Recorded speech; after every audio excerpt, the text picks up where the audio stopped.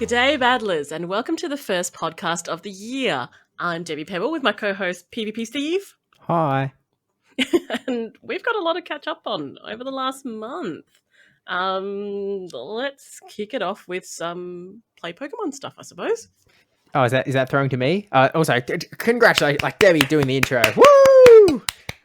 We've all been asking for this for months, and finally we're back onto the Debbie Pebble intro grind. But Just hang on to the bloopers at the end. oh yeah, you guys are going to want to wait. No, you don't. Anyway, go.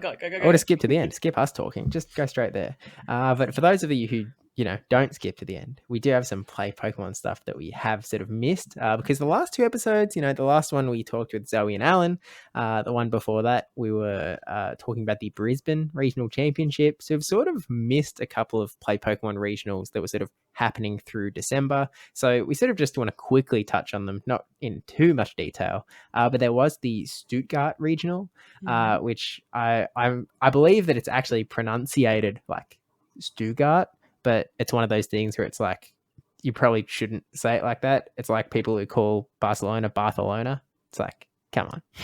Like, I get it, but leave that to the professionals, eh?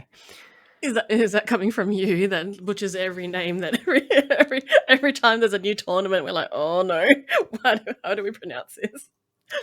Look, maybe I'm just trying to get us to all collectively set the bar pretty low so that Okay. whatever we end up saying. I thought it was a new year, new Steve, like what's going on? Well, these are still the 2023 tournaments, so, The carryover. Okay, yeah, I see how it is. This is like stuff, we might have covered last year, so I think 2023 Steve can sort of take the bat at it, and we'll still be fine. But regardless, there was Stuttgart, where we did see Colin 6-6 take it out with a big old win. It's sort of interesting. I guess I should also comment on Dino Sky taking out second place and Paul Asher coming in third. And there's a little bit of some meta differentiating bits between this regional, the regional that came after this, which was the San Antonio regional, and the regional that is currently ongoing as we're recording this, the Portland regional. And one of the big things about this one is that there's two Clodsire in the top three, which I just kind of thought was awesome because you don't see Clodsire sort of breaking into those top couple of spots very often. But hey, it did it. Good job, Clodsire. Well done. It is very much a friend, and to see it in two in the top three in Stuttgart was fun to watch actually. I just like the animation from Clodsire. It just looks entirely derpy, and it is entirely thick, and I really like it. Yeah, rightfully so. I'm pretty sure we then didn't see it sort of coming anywhere near the top in San Antonio. I've just scrolled through the Dracoviz site. It's definitely not in the top 10. I'm pretty sure it isn't in the top 12 at San Antonio, at Portland. So it's seemingly fallen well off immediately after it sort of having some level of success in Europe. But maybe we just have to wait for the next European tournament to see Clodsire sort of coming back to the fray. But anyway, Colin 6-6 sort of joining the party at the World Championship qualified club. I'm just going back to Clodsire. Just might be a European special. How each region has seems to have their own little meta.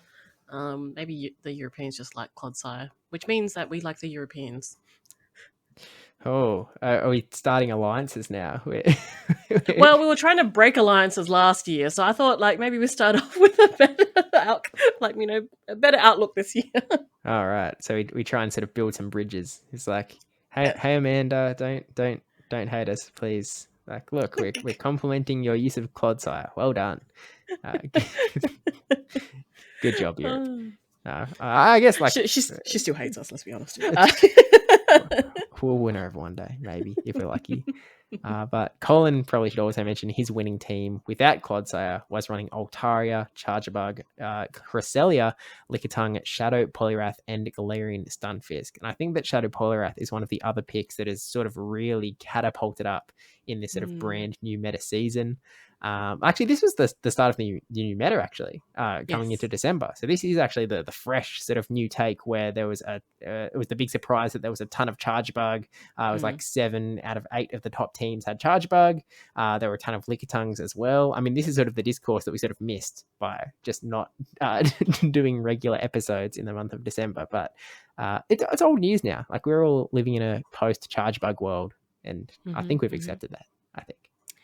Yeah, the little bus can go. But it was quite a bit of a surprise, and I think now it's just, everyone is prepared for it. Now leading into 2024 of the year, not the season, but I suppose almost halfway through the season, which is a scary thought. Oh, I mean, I guess I guess so. It does start relatively early, but I also feel like it's, in some senses, it starts a little slow. Like, we've still got another 5-6 months on the docket, so there's still plenty of run space between now and Hawaii Worlds. I was going to say one word, I was going to say the other. I ended up trying to say both. Total mess. But it is what it is. Who thought that I could mess up saying Hawaii? I mean, come on. It's okay. We're still on the 2023 bit, so this is okay. Okay. But I guess moving along, there was also San Antonio in December. Yes. Was the last tournament of the year, 2023. And so there was still a lot of charge bug action. Like, there was still a ton of charge bug going on. But I think that the thing that really caught people's attention was one Pokemon in particular on the winner of the tournament's team, that being Dunebug97, who was running Skeledirge. And Skeledirge is a really interesting Pokemon. It's not placing very highly in most tournaments.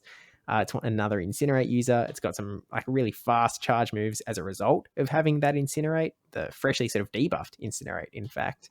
But it's also just such a wacky mon. Like, I dig it, I derg it, but pretty cool.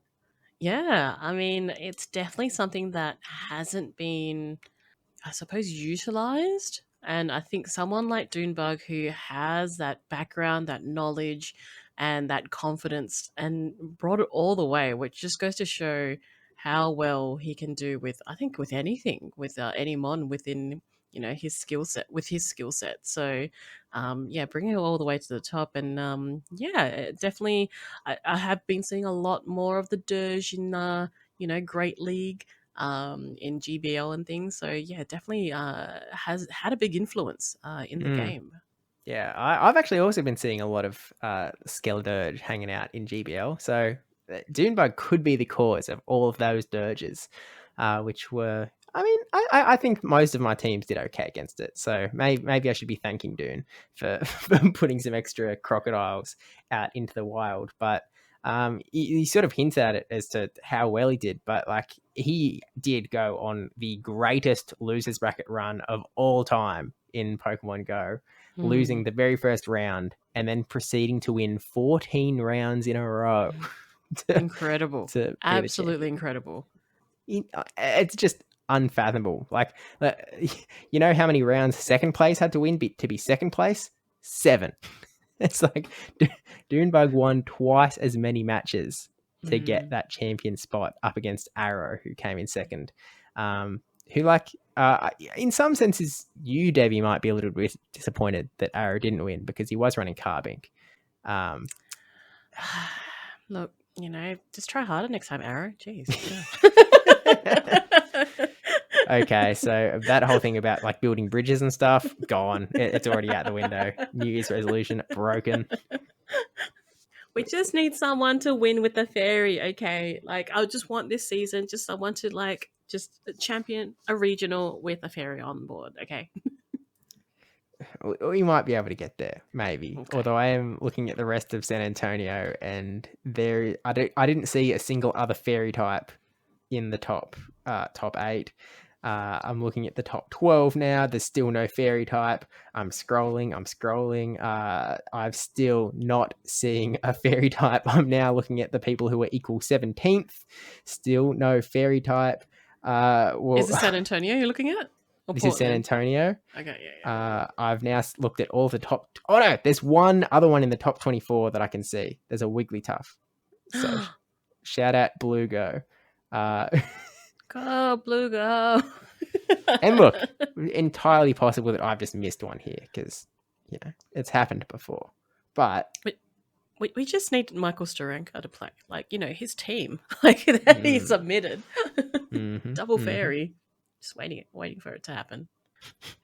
But until Michael competes, we'll just have to run with Arrows Carbink getting so close, second place. But he just picked the wrong tournament to try and bring Carbink to, being the one that Dunebug was just apparently at the tournament of his life, slaying his way through. And of course, we also see Woodage in third place, who is also just on a tear completely.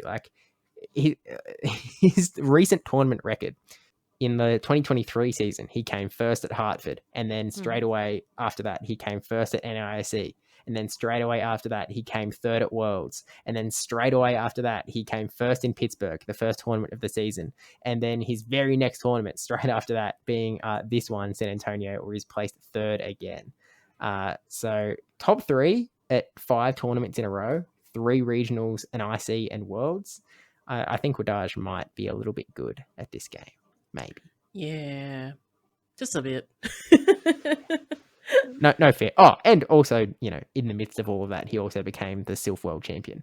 Somewhere in the middle. I remember we forgot something. Yeah, that thing. Yeah, so we're leaving things off of the resume here. I mean, he also won the Clash of the Champions International that we all very much talk about all the time as one of the biggest crowning achievements you can ever get. But where can I find that? I don't think where can I find that? Yeah, youtube.com/PvP Steve. But oh wait, Debbie, I'm a total goober. All of that talk about how few fairies were in the top. There's one Pokemon that I completely ignored through that entire scroll. And do you want to guess what Pokemon it is? That there are 1, 2, 3, 4, 5, 6, 7, 8, 9, 10. There are 10 of this one fairy type Pokemon in the top 24 that I just completely looked at and went, that's not a fairy. Is it Evo Stevo's favorite Pokemon? It very well is. It is Azumarill. Which, people forget. I don't know how I missed it. It's right there. It is right there, but it's okay. I think Dracoviz is playing tricks on me. It's changed the image. I'm calling shenanigans. Okay. We'll submit a ticket. Yeah. Thanks. Anyone who is sort of out there listening to this going didn't Woodage run Azumarill? Yeah. Yeah. I apologize you had to listen to all that. But, that's on you for listening to this particular podcast.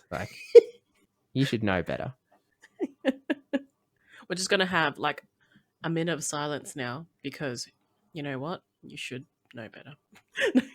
Well, and by minute of silence, we mean you should just click pause and then time yourself because we didn't have time for that. We're not waiting a minute for you to self-reflect. We're gonna keep trudging along. But yeah, bottom line, this is entirely on you, and I take no responsibility. So thank you for listening, and also shout out Golf Professor for coming in that top 24 as well. Although he wasn't one of the guys running Azumarill, so that's all right. We'll forgive him. I think he's just in shock. He lost to a Wailmer one time at a regional, so maybe give him some space. Yeah. He's on the road to recovery. I heard he left the country because of that. Yeah. That's the rumors that's going around. So shout out Golf Professor 27. But I guess that sort of does close out the 2023 recap portion of the podcast, and so we can sort of start to talk about what is actively happening. And as we sort of tend to do, because a lot of the time we do record this on a weekend and we record this in the middle of a Play Pokemon regional going on. And currently that is the first regional of 2024 being Portland. So at the moment, the top 12 have progressed on to day 2. They'll be playing tomorrow at the time of recording. By the time you listen to this, there's probably a winner. So, congratulations to insert winner here. Mm-hmm. Great done. I mean, those finals, Debbie, do you see them? Incredible. Oh, yeah. Absolutely. Yep. What a win. These guys are just so talented. I mean, that catch, like, oh my gosh, can't imagine doing that. Crazy. Mm-hmm. And with that team as well, wow. Oh yeah, I mean, it's like some meta picks, but then like some things that are like almost meta, but just slightly off. Like yeah, crazy. So that's our big recap. No, once again, this is what you guys are actively choosing to listen to this. So we're in episode 15 now. If you didn't know how this podcast goes, you will know by now. Yeah, look, if this is for you, then that's also on you. That's something to think about. But regardless, we do have the top 12 that we can sort of take a little bit of a look at. Dracoviz has come out with that sort of graphic they do that's sort of got all of the teams on it that is always lovely to see. They also put out a tweet that's got some of the sort of big stats that are sort of the big important takeaways from the top 12 players from this tournament. First of all, 10 out of 12 of them are running Gligar. So Gligar making a big resurgence. There are also 7 Whiscashes in the 12 teams. There were 6 Azumarils. Good thing that they counted that because let's not rely on me to count Azumarils. They also had 6 Lickitungs, 5 Skarmories, 5 Registeels, 5 Chargebugs, 5 Poliwraths, and then down to 4 Vigoroths, 4 Cresselias. And you know how many Metachams? Because it rhymes with 0. Partridge and a pear tree. I didn't know that was a failable question. No, 0. That's a countdown. I was just like, I'm really getting to the Christmas vibe here. Debbie, we've just done the 2023 recap. Okay. I guess Merry Christmas, everyone. Happy Delibird season. Who made a Delibird for Holiday Cup? I made a Delibird for Holiday Cup. Presents for everyone. Woohoo! All right, back on track. Okay. That's us turning back onto the tracks. So a couple of things big to mention in this Portland in particular. One is that this is sort of It's Axon's sort of turf where he won a regional last season. So he'd originally won the 2022 NAIC, which is what qualified him to the first World Championships, where I think, from memory, he came top 8. And then he won the Portland Regional Championship last year. And of course, went ahead to become the current and reigning Pokemon Go World Champion. So this is sort of, it's not his first tournament since the World Championships. He did play in Sacramento, where he ended up in top 16. But this is sort of run number 2. And he's sort of back into Top Cut, which I've saw some memes running around about how he was sort of Mr. Top Cut because he previously to the World Championships, he top cutted 1, 2, 3, 4, 5 regionals in a row. So the Sacramento regional was the first regional that he did not top cut into. So he's sort of back onto the grind. And funnily enough, It's Axon's potentially, I'm not sure if rival is the right word, but the player that he defeated in the grand finals of the Portland Regional last year, the player that he defeated in the grand finals of the World Championship this year, Rubik's Master, is also hanging on in this tournament in the top 12. So unfortunately, we won't be seeing a rematch of those two in the grand finals because they are both in the losers bracket.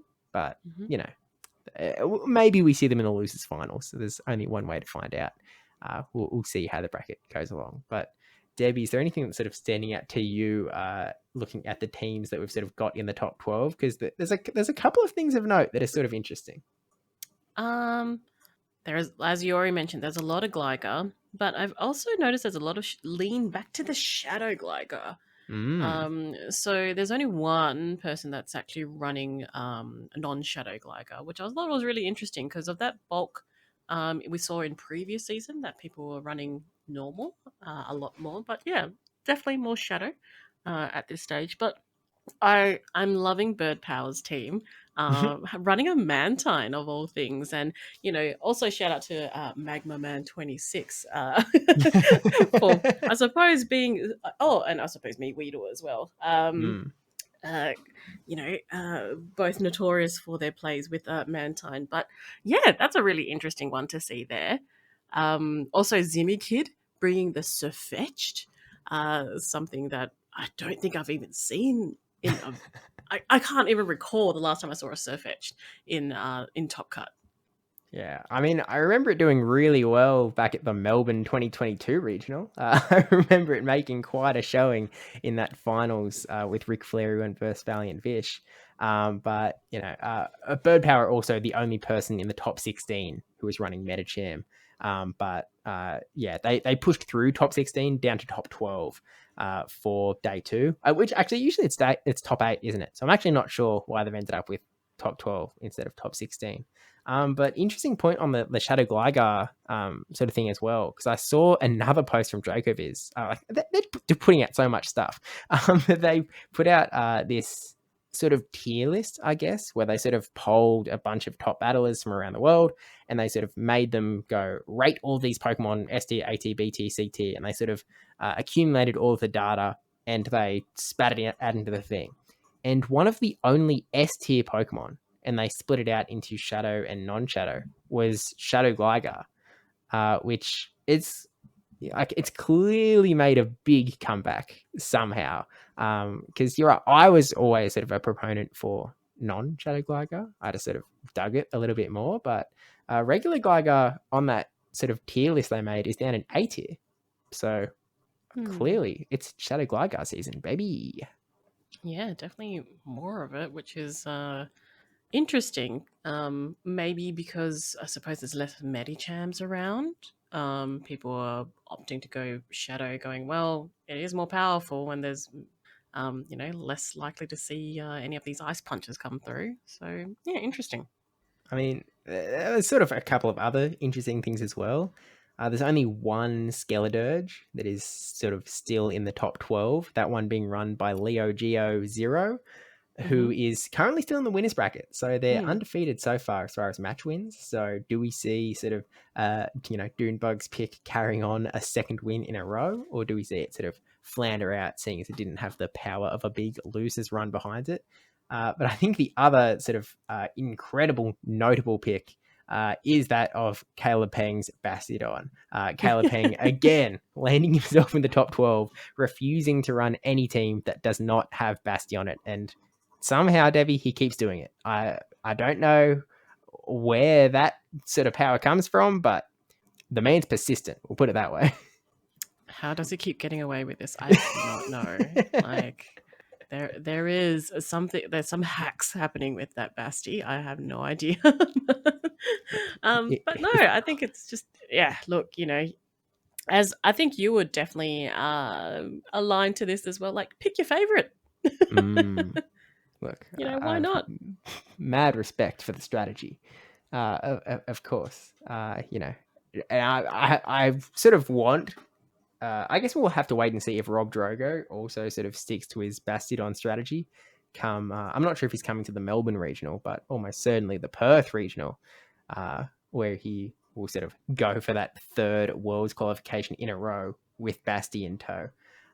We'll have to wait and see, but I have a feeling that any of Caleb's opponents, maybe they should have thought about that old bet Caleb made with 2-0 Butters, where if anyone took out a regional with Shadow Ampharos, Caleb would have deleted that Bastiodon. Maybe if they'd just sort of used their skills to run at a regional a little bit hard with an Ampharos, maybe they could have got through. Maybe they could have made that Bastiodon run away, and maybe they would have had a better shot against Caleb Peng in this tournament. But as is, he's in losers bracket, so he is. But like, it sounds like, Steve, you should have tried harder. Is what I'm hearing. Because no one else ran it. No one else ran it. Who else ran it? Oh, I don't see why it's my responsibility to sort of help those guys out. I mean, I'm not facing Caleb Peng. I've got no stakes to need to clear that Bastiodon from in front of me. So that's delayed the tournament 2 hours for you. Okay, look, and that might be true, and by might I mean yeah, but we got a story out of it, and isn't that what we're all going for? Okay. That's what I keep hearing this out of the casters. Like, it's all about storylines. It's all about. It's like what's more of a storyline than just making everyone wait around doing nothing for a couple hours, just so that you can run brutal swing on your little Ampharos. Yes, it is a story to tell, and we'll probably still mention it every now and then. Yeah, it's probably deserved. I'll take it. Something else that I've noticed as well with Shadow Mimikyu, who is in the losers bracket, also running a Dugong. Something that Dugong's been around for a long time, and it pops up every now and then, certain metas. But yeah, to see it in a top cut is pretty cool as well. Yeah, I mean, well, that's the thing, and I sort of have this fresh in my mind because I had Wadage's sort of player history up, but Wadage started off the season winning Pittsburgh with Dugong, so he sort of set the pace for Dugong sort of having some weight, even though not very many people use it. You don't see it very often. No. You don't see it in a lot of top cuts. You don't see it winning a lot of tournaments. Wadage, actually, he also won NAIC with Dugong. So his last 2 tournament wins were both with Dugong. So maybe people have been sleeping on Dugong the whole time, and Shadow Mimikyu is just the one that is sort of unlocking the secret sauce. Because if you sort of take a look at the things that are really like the top meta, especially in like sort of this stage of the tournament, you've got these Gligar's running around that are super weak to it. You've got some Altaris running around that are super weak to it. Most of the Altaris have been knocked out of the top 12, but it was on the sort of official play Pokemon graphic of the most used Pokemon in the tournament. So it's maybe that's still running it. Yeah. Yeah, Axon's still got it. I think I saw a tweet from him today that said something along the lines of everyone decided to stop using Altaria when I decided to give it a go. That's all right, Axon. I'm sure you can win with anything. But yeah, maybe it's the secret strat. It's clearly working for Shadow Mimikyu well enough. So we'll just have to wait and see. I guess you guys will already have seen how much success it has brought Shadow Mimikyu.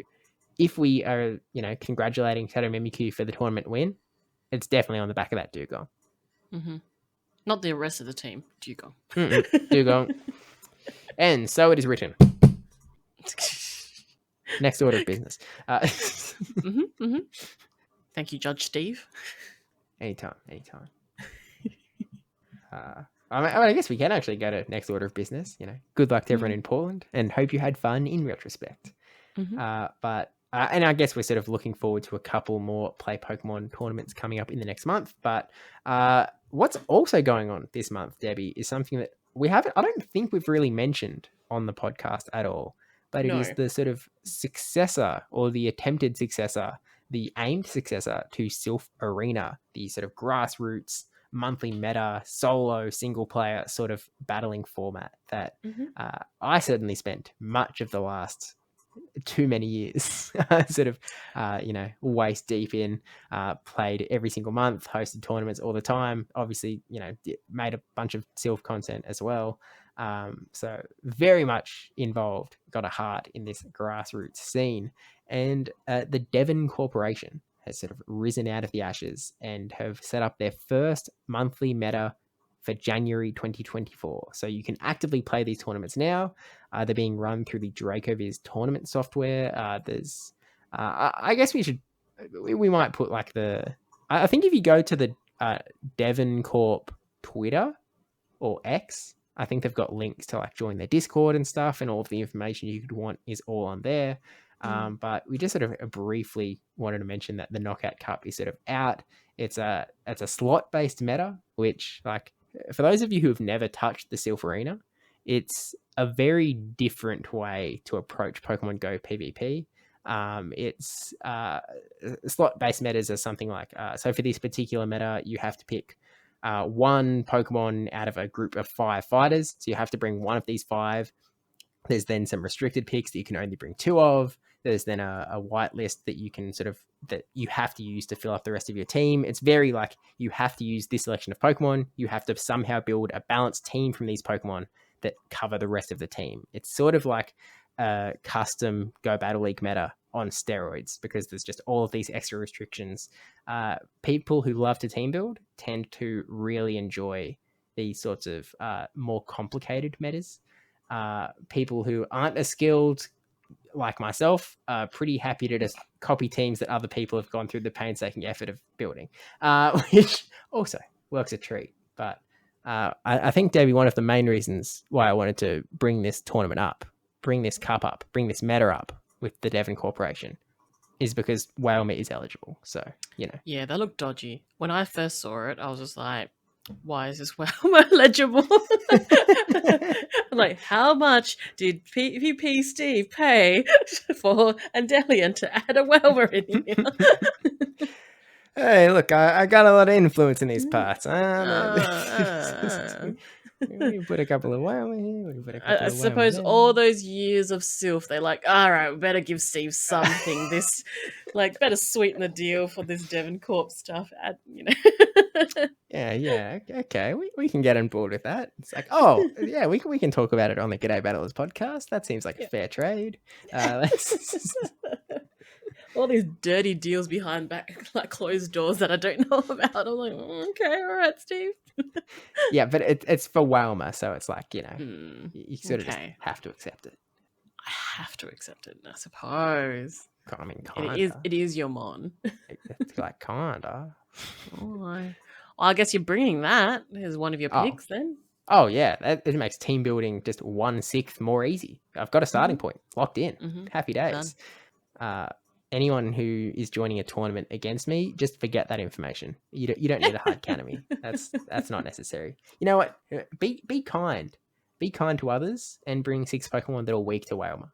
Just that'd be great. Thanks. With this new buffed moon Scald. Oh yeah, that Scald is coming straight at you with that 50-50 debuff chance. And Whalmer knows how to make it proc. But yeah, no, it's nice to see something like that running again. Since the loss of Sylph last year, it was really like the communities were a bit lost. Just because Go Battle League is great, but it is really quite limited. And I think having something like these grassroots tournaments, now that we have Devon Corp, it is nice to actually explore these avenues again and play a little bit differently and use a little bit different side of your brain instead of just the classic GBL or play Pokemon style of things. So yeah, I'm looking forward to this year. Hopefully, after Knockout Cup and just all the different themes that will lie ahead. I'm still waiting for a fairy theme, but that's just me. But that's every season, every time they released it, I'm like, oh, no fairy. Okay, cool. Okay. Yeah. I think Sylph did quite often ban Charm. And I'm actually I'm looking at the Knockout Cup sort of graphic of the allowed Pokemon, and Debbie, I can be quite confident that I'm missing a Pokemon here based on all of the experience of the last 35 minutes. But I only see 2 fairy types on the entire list. One of them being Galarian Weezing, and one of them being Dedenne. So, Zoe will be happy at least. She's got something to run in this cup.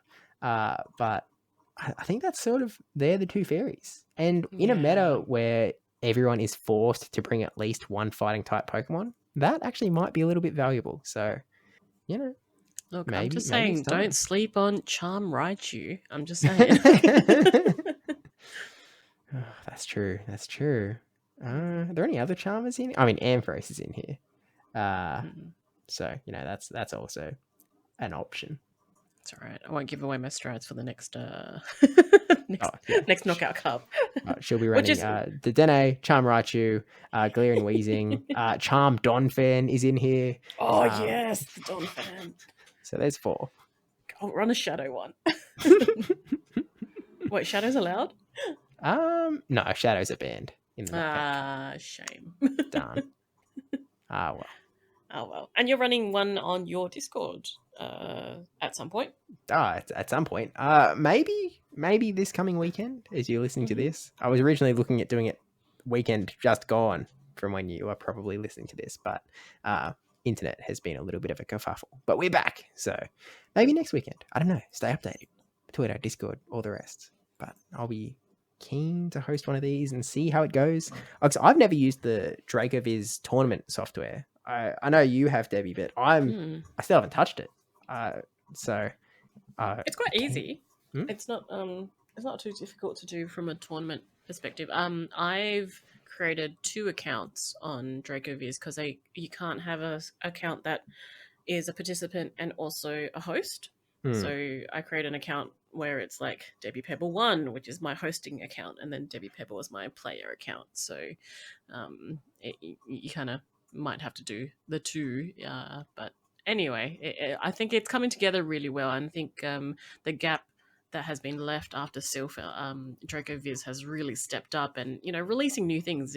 Like, they're busy. The team at DracoViz are busy. I just keep consistently seeing updates from them. So they're not sleeping at all. They're just really putting a lot out for the community, and very grateful for. Yeah. I mean, literally just in this podcast that hasn't even been running for 40 minutes yet, where we've talked about the DracoViz graphic that they're doing for the Play Pokemon regionals. I've been using DracoViz for all of the tournament histories and the tournament results for these tournaments. They posted the the tier list with the S tier through everything else with the Gligar stuff. Now we're talking about the bracket software as well. The busy is definitely the right word. But I do appreciate that someone is sort of taking on all of that workload. It is nice to have that sort of content, that sort of ability to do things, sites, and all the rest. It has definitely made my life a lot easier. So much appreciated. And I'll be keen to give it a go. It is a little unfortunate, not everything has to be through rose tinted glasses. I don't love the fact that you do have to have a separate hosting account for DracoViz, but it is what it is. Maybe one day that will be changed so that we can sort of run and host on the same account, just to not have to be logged into 2 accounts on the same thing, open up one in an incognito window. But I think for something that they're very much sort of like a building as we go, I've sort of seen an analogy, sort of we're flying the plane as we're constructing it.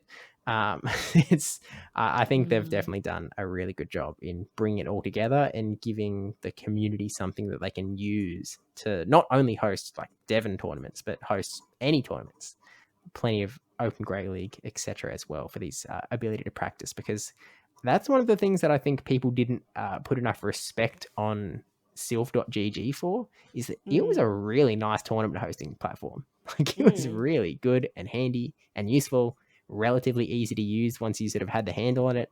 And so DracoViz sort of coming in to fill that gap, also much appreciated. Yeah. And like you said, like a lot of areas that people can practice, because now with these Play Pokemon tournaments, and unless you have locals and friends to play, it is nice to have something that is already established that you can just be like, oh, I would like to practice, so let me look up some tournaments online, and having that available as well. Yeah, which is like it's good. It's all important steps, especially for sort of regions that don't have as many Play Pokemon tournaments that they can participate in, because that is also one of the other major benefits of what Silph provided, and now Devon is sort of going to aim to provide, in that giving a competitive tournament structure for everyone else to sort of play in, when some people in, for example, Australia only have 3 tournaments through the year, whereas some other countries have no tournaments through the year. So, New Zealand, for example, have no tournaments in their country, but at least they can sort of get behind these other tournament formats to sort of still be able to compete and have fun with Pokemon Go PvP. But I was originally going to just segue off of that, but instead I'll sort of come back to just plug the Devon Corp Twitter account, which I should probably make. I'll probably have a link in the description down below, but I think it's Devon GG. Oh no, it's Devon Corp GG, I think. Yeah, I've just fact checked. It's Devon Corp GG. But on that Twitter account, you've got the Discord link, you've got links to everything else. They're retweeting content creators posting content for it as well. So plenty of stuff to look at for that. So do check that out. But to pretend like I didn't just go back in for that Devon plug, one of the other ways that people are sort of keeping themselves busy, having a tournament structure outside of the Play Pokemon circuit that is actually currently taking advantage of the DracoViz tournament software, is the APAC Championships that Anacor has been running sort of in the background. We've mentioned it on the podcast before. And again, sort of a little bit of summary vibes, just sort of catching up through December 2023, is that it is sort of just, raging on in the background. I think that we're sort of into rounds 7 and 8, which they're playing simultaneously. But Debbie, do you just sort of want to give us through the rundown of like sort of where we're at with the APAC Championships? Again, in the context of this is specifically the Oceanic part, the Oceanic division of the overall APAC Championships that will all eventually feed into like a grand final sort of scenario. Yeah, so we're split into 2 divisions. So Division 1 was the top 20 players from the prelims from last year, I suppose. That when we had those prelims, and yeah, top 20 players are in Division 1, and Division 2 is everyone else. So plebs like myself. I'm joking. Imagine there's a Division 2 player. They're like, thanks, Deb. Jeez. Hey, I mean, the 21st player is in Division 2, so there's still plenty of good players. But yeah, you're correct. It's currently round 7 and 8 are being played at the moment or last week. And yeah, there is one single player left there that has been undefeated.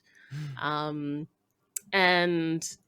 I'm very familiar with this player because he lives down the road. No, but it is Avrip. So Avrip being the top 9 in worlds, the Perth champion for last regional, and previously was the finalist of the last Perth regional as well. So yeah, he's doing very well, and I think he's warmed up.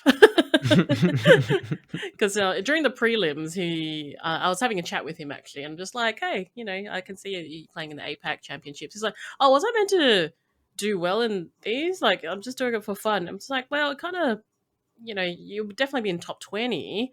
But I think he was more along the lines of like, people are looking at this. So from that conversation, I think he's been like, oh, well, I'm going to play, like, start honing in those skills again. Because unfortunately, Adam didn't participate in Brisbane. So I think these will help with the lineup and lead up to potentially whichever regional, maybe Melbourne, but most definitely Perth, leading up into segueing back to the Play Pokemon side of things. But yeah, no, he's doing very well at the moment. Yeah, look, because it is, and that's sort of one of the other advantages of this APAC Championship circuit, in that it is being done in the Open Great League. And I think it's currently set so that in the Oceanic region, at least, you can change your team every week. So you're sort of getting this play Pokemon practice, like, show 6, bring 3 sort of shenanigans. It's against, like, especially in these Division 1 bracket, for example, like you're up against 19 of the other best trainers in the Oceanic region. And it's like, you are very likely going to run into a bunch of these guys in the tournament circuit as well. So it's like, it's sort of the best practice you can get. And also, get a little bit of feel for what everyone else's strategies are. What is he or she sort of looking at using, potentially going into as we sort of get closer and closer to the Melbourne Regional Championships in less than a month now. So it is a really, really good opportunity for someone like Averick to stay honed in on what is working and what isn't.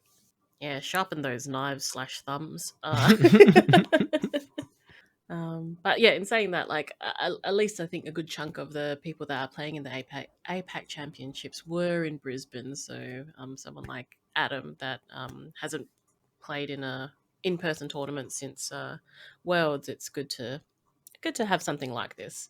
And following from that, we have currently just behind on Adam, we have 2 that are currently on 1 loss. One being Rick Flareon, and the other being Jai Loves Latinas. I still the username always cracks me up. The man knows what he wants. And at the time of recording, Jai still has a match to play. So yeah, it'll be interesting to see how it all settles after this weekend, after these rounds.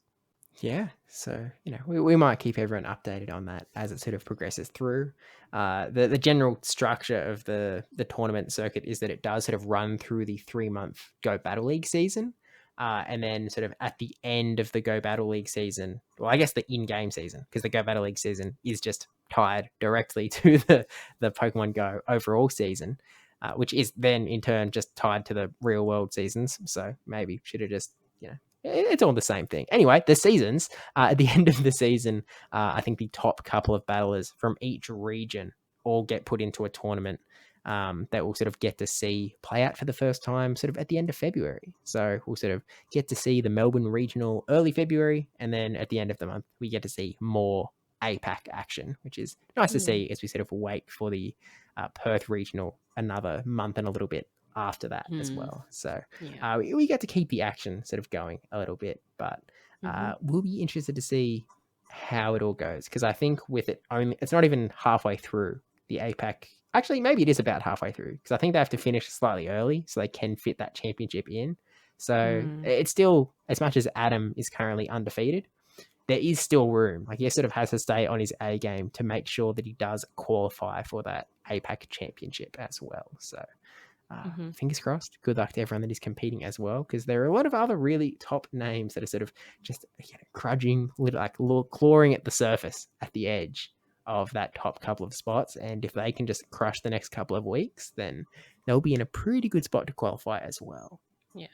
So if you are that, can you just win? That'd be great. You just need to knock this Adam guy down a couple pegs. Like, man. It's easy. Just win. Come on. Guys, you just have to play a couple of games and you have to win 2 games out of the 3. That's all you have to do.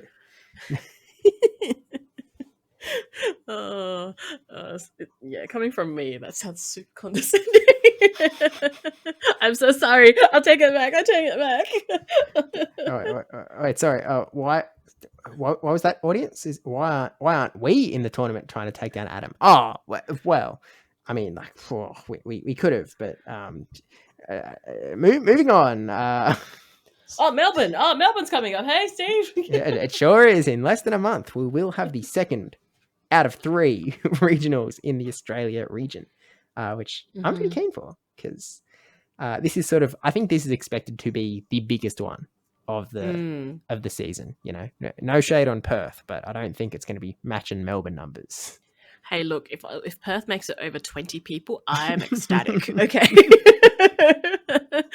So we'll take what we can get. But at this point in time, I believe there's about 54 registered for Melbourne. So, if you're still waiting to get a ticket, there's 10 spots left. It is, like you said, less than a month away. I'm glad the date of it isn't during Taylor Swift weekend, and we're going to have it first weekend of February, which is after Australia Day, so you'll have that Friday off the week before, and then you go in. So it'd be really good. And like, it will be at the convention center again this year, so where OCIC was held.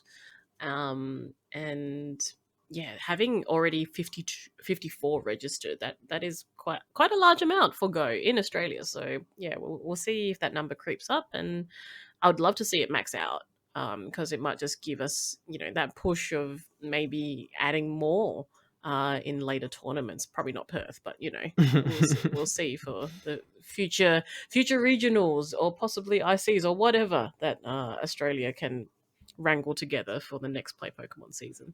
Yeah, and like, I feel like there are a lot of late registrations, so I feel like there's a decent chance that we do hit that 64 cap. Unfortunately, I feel like we probably hit it too slow for them to want to be opening up any more slots for Pokemon Go. So if you do want to play, do register sort of ASAP, so you can sort of get yourself in there, so you don't just miss out, I guess, because we don't have that many tournaments, there aren't that many opportunities to play in these things through the year. So, and they're a lot of fun. So I do sort of recommend that you sort of get in there if you can, because it'll be a good time.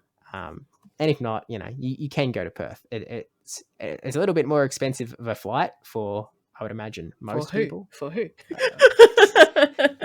quite confidently, I can probably say most people. But Not me. regardless, no.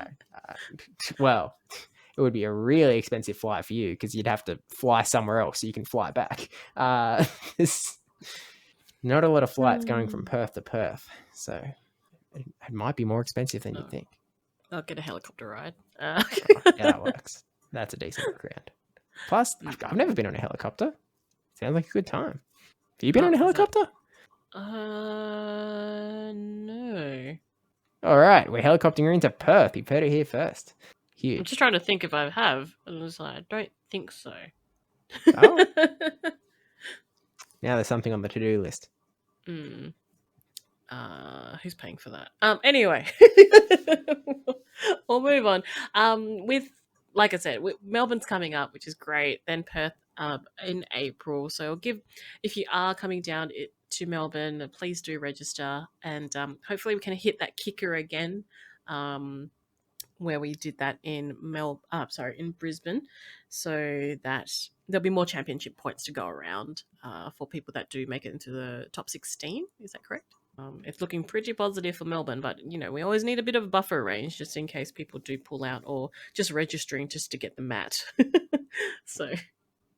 Yeah, and I've already seen a little bit of chatter from some of the competitors that would traditionally do TCG and VG that have sort of missed out on registering for their game, and there are a lot of those competitors that end up just signing up to go to get the swag. So if you want to compete, please do just sign up as soon as you can, because it would be nice to sort of hit that 64 cap just at least as a show of it's possible. Like they have sort of bought out. I think actually I googled this the other week. I think that this Melbourne Convention Centre is actually like the largest convention centre in the country. Obviously they've only booked out like a tiny little part of it. There's a ton more wings. I remember like snaking all the way through when back at OCIC because we started at one end, we went down this huge corridor, we went down another huge corridor, we went like through this cafeteria, all down into this one single, still giant room. And there's just so many giant rooms in there. So it's a very large venue. But it would be nice if, even if like ESL aren't the ones that sort of the message gets to, if it just sort of throws a little bit of a message like TPCI is like, hey, like there's people here competing. Can we maybe have more tournaments? Thanks. More tournaments, more streams, just more of everything. That'll be nice. More championship points. More. Can we just have? I feel like Oliver. Can we have some more stuff? Please. Please, TPCI. Can we have another? Oh goodness. But yeah, if you're interested, participate. That's pretty much it on that. Any other things that we want to go through?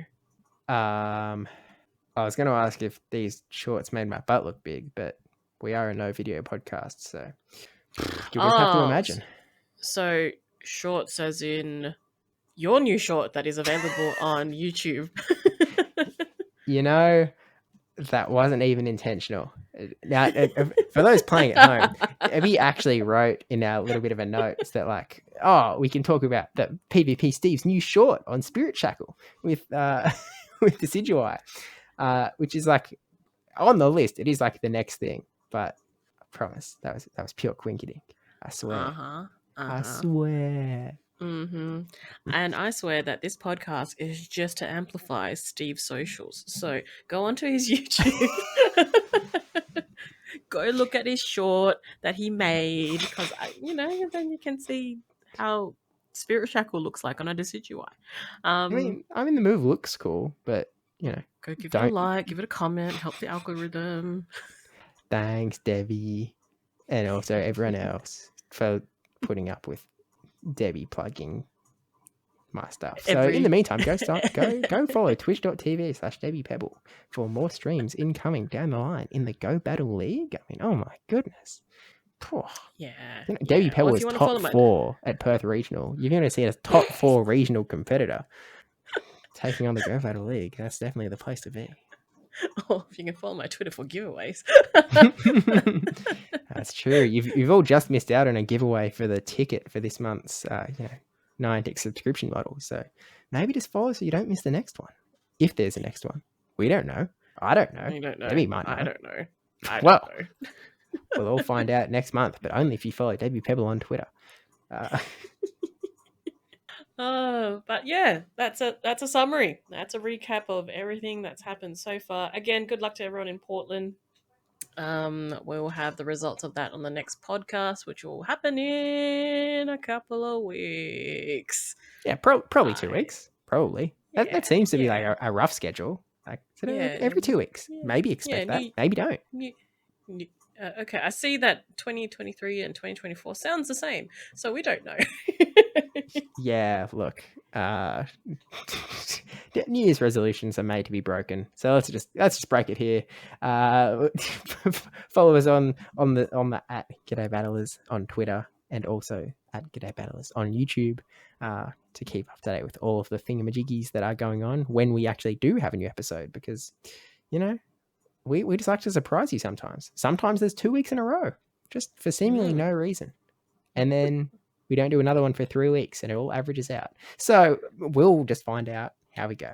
I mean, there's Melbourne in like 1, 2, 3, 4 weeks. So there probably won't be something coming out after that weekend. Unless we sort of just, clam together. I don't know. These sound like later plans. We'll figure it out. That's a future Steve problem. A future Steve? What do you mean? Why are you putting it on me? Yes.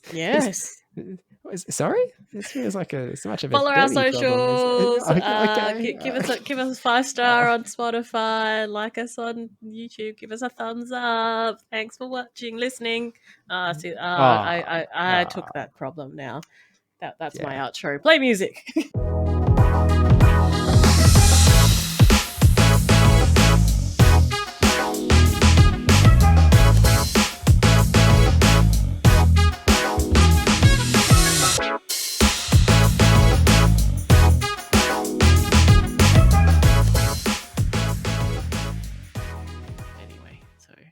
Okay, I think I'm good. Okay. G'day, battlers, and welcome to the third. Ah, my God, I stuffed it already.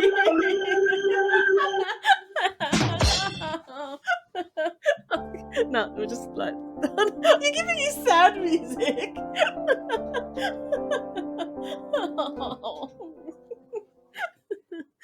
And we have the bit for the end of the podcast.